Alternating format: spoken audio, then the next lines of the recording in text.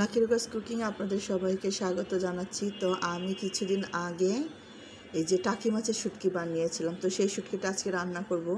নিজে বানালেও শুটকিটা একটু তাওয়ায় প্রথমে সেঁকে নিলাম, আর কয়েকটা লইট্টা শুটকিও আমি দিয়েছি এখানে, ছোট ছোট লইট্টা শুটকি।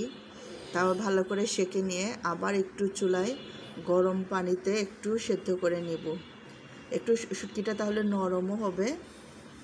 আর অনেক মাছি বসেছে শুটকিতে যখন আমি শুটকি করেছিলাম। তো শুটকিটা একটু গরম পানি দিয়ে ভালো করে ফুটিয়ে নিয়ে ভালো করে ধুয়ে চুলায় আবার পানি বসিয়ে দিয়েছি রান্নার জন্য।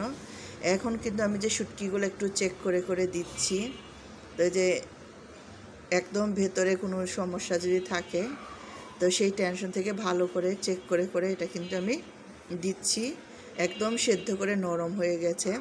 তারপরেও এটা রান্নার আগে এটা আলাদা করে আগে রান্না করে নেব। তো যে পানি ফুটিয়ে দিয়েছি, তারপর এখানে শুটকিগুলো দিয়েছি। এখন যেটা দিয়ে দিলাম সেটা হলো কাঁচামরিচ ফালি করা আর আদা একটু থেতলে নিয়েছি, আদা দিয়ে দিয়েছি। তারপরে এই যে লবণ দিয়ে একটু শুটকিটাকে আগে ভালো করে ফুটিয়ে নেব। তো শুটকিটা এই যে চুলায় দিয়ে বসিয়ে এখন এই যে পেঁপে দিয়ে রান্না করব। এই রান্নাকে আমরা খাড়ি বলি। আমরা যদি বলি এটা যে শুটকি দিয়ে পেঁপে খাড়ি, এটা এখন পেঁপে খাড়ি রান্না করব। পেঁপেটা একটু ভালো করে কেটে বেছে নিতে হবে। এখন পাতলা পাতলা করে কাটবো, খোসাটা প্রথমে ছাড়িয়ে নিব। তো অনেক দিন পর খাবো, আর বিশেষ করে এই যে কি বলে টাকি মাছের শুটকি অনেক পছন্দ এরকম খাড়ি রান্না করে খেলে। কিন্তু যেটা হয়, আমি কাউরান বাজারে অনেক খুঁজেছি, এই শুটকিটা পাইনি। অন্য অনেক শুটকি আছে কিন্তু এই টাকি মাছের শুটকিটা পাওয়া যায়নি, সেজন্য নিজে বানিয়েছিলাম। তো বানিয়েছি, রান্না করে খেয়েছি, অনেক মজা হয়েছিল। আজকে চেপা শুটকি ছাড়াই শুধু এই শুটকি দিয়ে রান্না করেছি। মূলত চেপা শুটকি দেওয়া হয়, কিন্তু বাসায় চেপা শুটকি ছিল না। তাছাড়া চেপা শুটকি খেতেও চাচ্ছি না, যদিও বা চেপা শুটকি না খেয়ে থাকতেও পারবো না, কিন্তু জানি না কতদিন না খেয়ে থাকতে পারবো।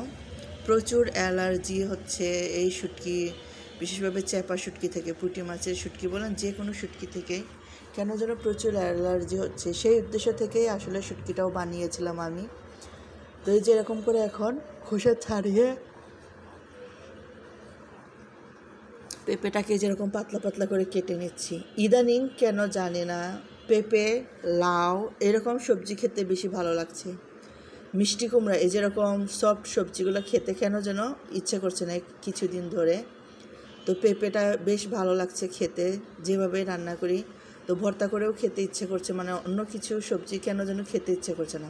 মানে পেঁপে, লাউ জাতীয় জিনিসগুলো, মিষ্টি কুমড়া জাতীয় জিনিসগুলো একদম ভালো লাগছে না কিছুদিন ধরে। তো এই যে দেখেন পেঁপেটা ভালো করে কেটে আমি কিন্তু ধুয়ে নিয়েছি, ধুয়ে এখন এখানে দিয়ে দিয়েছি। যেহেতু পেঁপেটা একটু পানিটা যে যেমন বলক আসা কিন্তু থেমে যায়, সুন্দর বলক কিন্তু আসছিল। এখন খাবার সোডা দিয়ে দিব।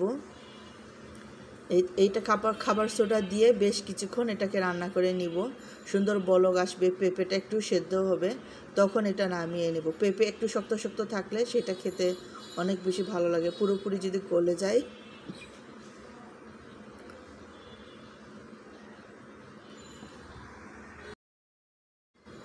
পেঁপে পুরোপুরি গলে গেলে কিন্তু খেতে ভালো লাগবে না। তো এই যে কি বলে এটাকে খাবার সোডা দিয়ে কিছুক্ষণ অপেক্ষা করছি বলক না আসা পর্যন্ত। এটা রান্না করব একটু নরম না হওয়া পর্যন্ত। বলক এসে যখন একটু নরম হয়ে যাবে তখন এটা নামিয়ে নিব। গরম ভাতের সাথে এটা খেতে ভালো লাগবে। আমরা যারা খাড়ি এরকম রান্না খেয়ে অভ্যস্ত, আমাদের তো মনে করেন প্রতিদিন খেতে পারলেই বেশি ভালো লাগে, কিন্তু সব প্রতিদিন খাওয়া হয় না। অ্যালার্জির জন্য শুটকি থেকে অনেক অ্যালার্জি হচ্ছে। তো আমি জানি না, আমি টাকি মাছ নিজে বানিয়েছি, এখান থেকে কোনো অ্যালার্জি হবে কিনা আমাদের। তো এটা দিয়ে হবে না আশা করি, কারণ টাকি মাছ তো আমরা রান্না করে এমনিও খাই। আসলে যে বাজারের শুটকি, চেপা শুটকিতে খুব থাকে, অ্যালার্জি থাকে। সবার হয় না, কারো কারো হয়, কারো কারো হয় না। যেমন আমাদের ফ্যামিলিতে আমাদের দুজনের এই কিছু খেলেই অ্যালার্জি হয়ে যাচ্ছে, অন্য দুজনের কিছুই হচ্ছে না। তো এই যে দেখেন বসিয়ে রেখেছি, পেঁপেটা নরম হয়েছে, একটু গলে গলে যাচ্ছে। তো আমি গলাতে চাচ্ছি না, এখন কিন্তু এটা নামিয়ে নিব। সুন্দর একটা গন্ধ আসছে শুটকি থেকে, অনেক মজা হবে খেতে।